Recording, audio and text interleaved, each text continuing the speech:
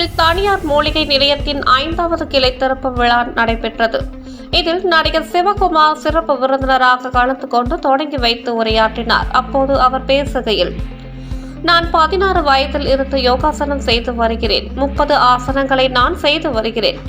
1958ஆம் ஆண்டில் யோகா மாஸ்டர்கள் எங்கேயோ இருப்பார்கள். நம்மால் கற்றுக்கொள்ள முடியாது. வார இதழ்களில் யோகா குறித்து எழுதுவார்கள். புத்தகங்களில் வந்த யோகாவை படித்து கற்றுக்கொண்டேன். மது மாது சூது என சென்று விட்டால் அனைத்தும் காலி. உடல் பழுதானால் சொல்லாமல் கொள்ளாமல் உயிர் போய்விடும். வெறும் வயிற்றில் வீட்டை விட்டு வெளியே செல்லாதீர்கள். பழைய சாதத்தில் தண்ணீரை ஊற்றி அதை குடித்தால் நல்லது.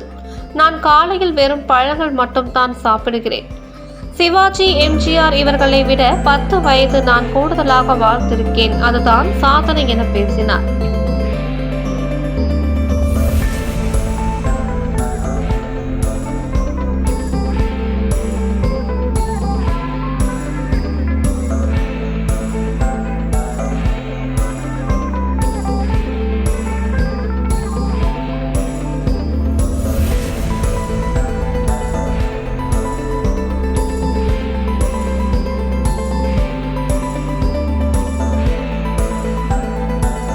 விளையாடுன்னு போயிட்டீங்கன்னா, மது மாது சூதுன்னு இறங்கிட்டிங்கன்னா காலி. நீ எவ்வளோ பெரிய சாதனை பண்ணாலும் காலி ஆகி போச்சு.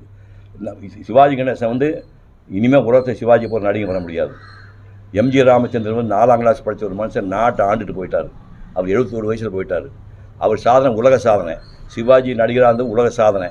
2 பேரும், ஒருத்தர் 72 வயசு போட்டு 70 வயசு போயிட்டார். இந்த சின்ன பையன் சிவகுமார் 82 வயசு இருக்கிறான். கேரக்டரு ஒன்று தான் தகுதி, வேறு எதுவும் கிடையாது. நான் சிவாஜி கிடையாது, எம்ஜிஆர், அவங்க பண்ண சாதனை வேறு. ஆனால் அவங்க வாழ முடியல. அவங்க வாழ முடியாமல் நான் 10 எக்ஸ்ட்ரா வாழ்ந்துக்கிட்டேன். இது எல்லாமே இந்த யோகா போட்ட வச்சு தயவு செஞ்சு குழந்தைகளாக நல்ல பழக்கத்தோடு யோகா கற்றுக்க. நன்றி, வணக்கம்.